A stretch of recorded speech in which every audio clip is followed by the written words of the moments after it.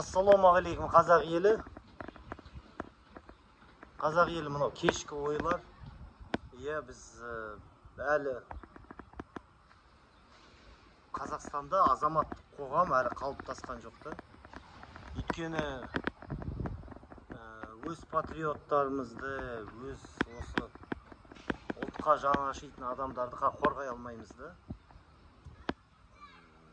Және мойындау керек, Қазақстан әлі сол Ресейдің колониясы болып қалып жатыр. Әлі Ресейдің, орыстың әмірі Қазақстанда жүреді. Қандай да бір қазақ бір тіл мәселесі, ұлтқа жаны ашып, бір үлкен саяси күш алып келе жатса, соны міндетті түрде қамайды, соттайды. Және сондай адамды бір әлі ел болып қалыптаспадық та, әлі тобырдың деңгейінен шыға алмай жатыр.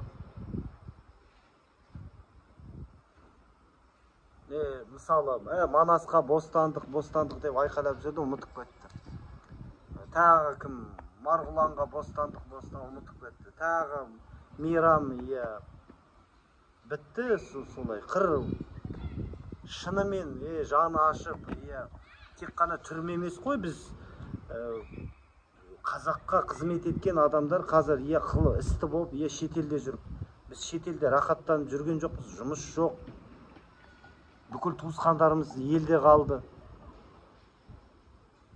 Бізді елге қайтару мәселесін бір көтерген қазақты естімедім, бірде-бір депутат. Бірақ билік қолдаған, жасаған ұлтшыл патриоттарды қазір дайындап жатырды. Соларды енді аланды тазартты. Біз мінезіміз бар, келіспейміз. Тавандылық танытып жоқ болмайды, ұлтшылмыз, Қазақстан, қазақтың жері, қазақтың әмірі, қалай айтсам, қазақ ұлтын мүддесі бірінші орында тұру керек деген.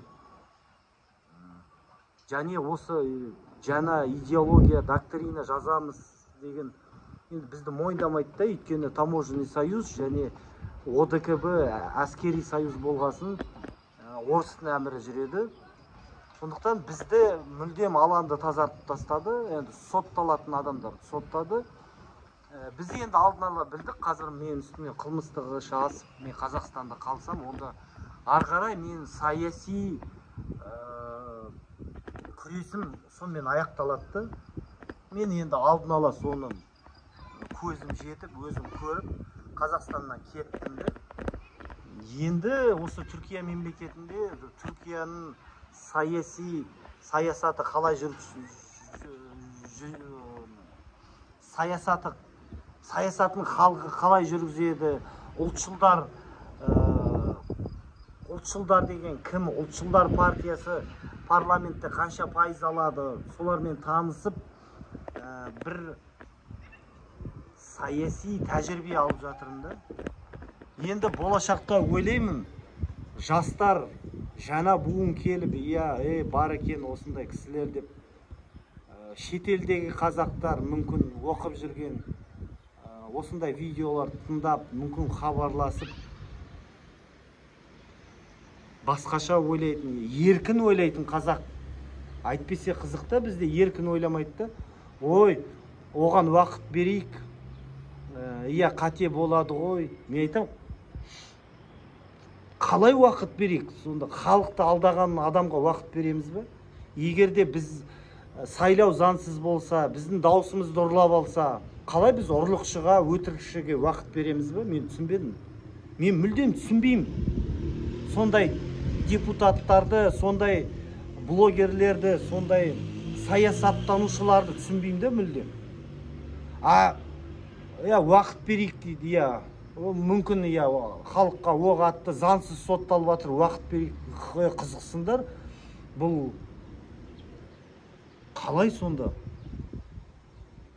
Мен миыма сыймайды. Екінші адамдар айтады, келіспеймін дейді, саясаттанушы біреулер, бірақ қыр сөз, қыр сөйлейді.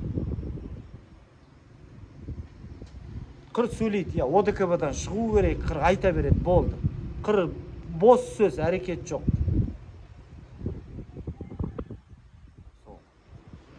Сондықтан мен жастарға сенемін. Осы жастар осындай тыңдап, мүмкін құлақ асар.